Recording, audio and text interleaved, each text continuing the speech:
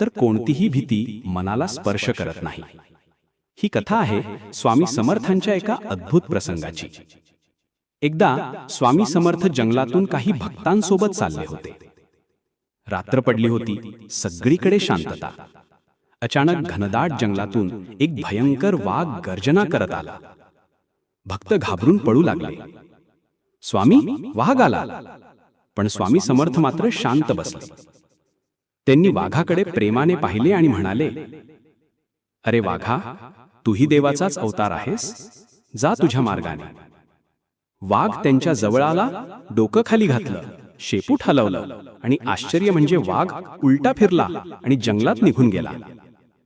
सगळे भक्त डोळे विस्फारून पाहत राहिले. ते म्हणाले, स्वामी, हा तर चमत्कार आहे.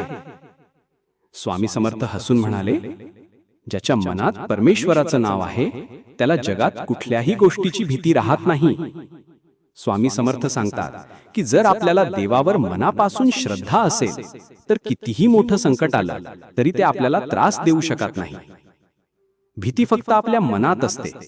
श्रद्धा असेल तर ती भीती नाहीशी होते.